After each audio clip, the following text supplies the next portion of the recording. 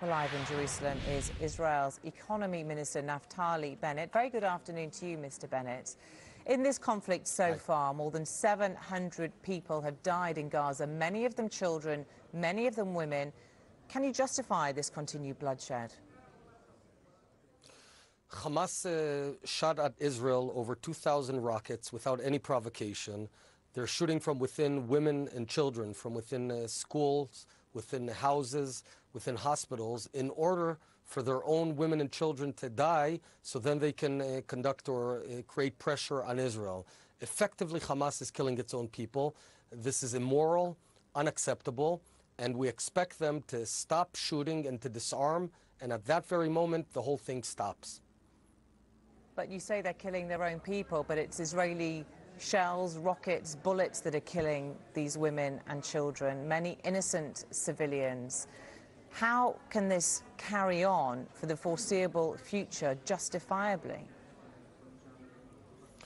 Imagine if on London you'd have about 200 rockets falling a day from a terror group, a radical terror group. So are you effectively saying you have the theoretical right to defend yourselves, but practically you can't do anything? No, we have to stop this. If we want it to stop, we have to also stop the funding. The biggest funder of radical Islam terror is Qatar. We have to get Qatar to stop funding Hamas, Al-Qaeda, Al-Nusra, ISIS with money. And you know, Qatar is expected to host the World Games, the World Cup, and we have to call on FIFA, cancel that. Don't allow them to host the World Cup, because this is a terror state who's funding most of the world terror. If they stop the money, terror will stop and this whole thing stops. Sure, that's something that for the long term, I'm sure will be discussed. But in the short term, this conflict needs to be brought to an end. And for those people in Gaza, in a very small space where the fighting is very intense, they have nowhere to go. There is nowhere safe for these people. No, that's not accurate. You know, before we attack any area that is shooting on us, we call on them again and again and again, send leaflets, phone calls, send the leaflets, SMSs, but there is everything nowhere we can for them do. to go. There are UN compounds where there's more than 100,000 people, but they can't actually leave these areas because it's not safe for them to leave. The fighting's continuing. They're trapped in Gaza. There are no borders open. These people can't get to safety. There is no safety for them. If your home was shot with a dozen rockets, what would you do? But that's not the question. The question is, how do you prevent these civilians? That's precisely the question. The question is, how do you That's prevent precisely these the question. You see, because it's very convenient. Deaths? It's very convenient to sit in a studio and ask these questions. It's my 4 children in Ra'anana that are being targeted. It's very convenient to sit on the sidelines and ask about that. But Hamas is deliberately putting its women and children around those missile launchers in order for them to die, in order for you to ask me those questions. They need to stop shooting. The moment they stop shooting, this whole thing goes away. We gave them one ceasefire, a second one, a third one. I don't think any country in the world would go to these lengths when a terror group is, with an unprovoked fashion, targeting its own civilians.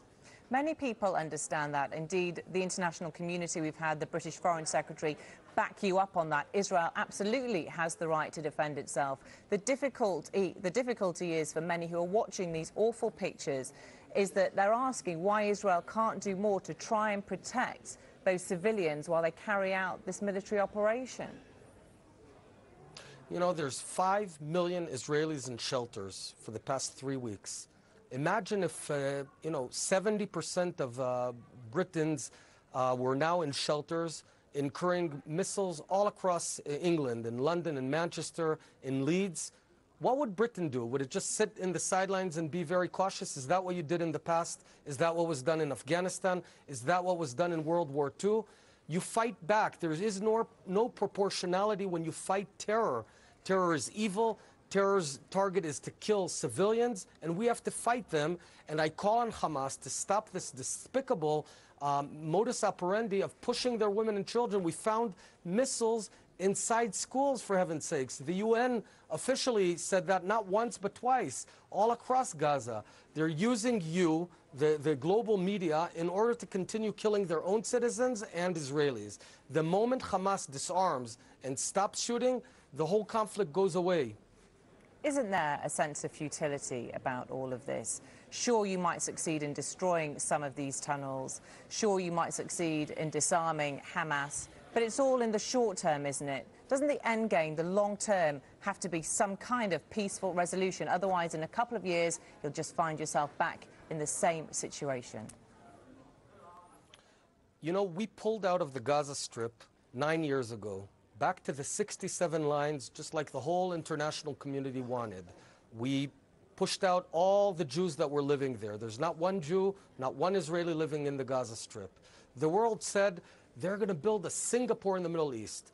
Then they got billions of dollars, and instead of building the Singapore with schools and hospitals and the community centers, they invested all this money in terror tunnels underground, in missile launchers, in thousands of missile launchers. It's their choice. And your question, where does it all go? It's up to them. You know, unlike the UK, we're surrounded by 300 million Muslims. Many of them are radical Muslims. It's tough, but we're a free country in a very difficult place. We're fighting the same war that'll get back to you. And I would expect anyone who's decent-hearted to support us in this fight for freedom. And no one wants to kill civilians, but they're shooting at us. We're not shooting at them. We're shooting back at the missile launchers. And they're using their women and children so cowardly. Unfortunately, the longer this goes on for Israel, it's counterproductive because Hamas gains more support around the world. Well, anyone who supports Hamas is immoral. And the only moral thing is for them to stop shooting at Israel, and at that very moment, we stop shooting. What's a better deal? What's a more fair deal? What do we want? We want to live side by side. We pulled out. We have no claim for Gaza. We don't want to return to Gaza. It's them who are running after us, because what happened is we handed them the land, and they turned it into a fortress of terror. We have to dismantle this fortress. Unless you're willing to come and do the job, I'd love that to happen. Okay, Naftali Bennett, thanks for your time today. Thank you. Thank you.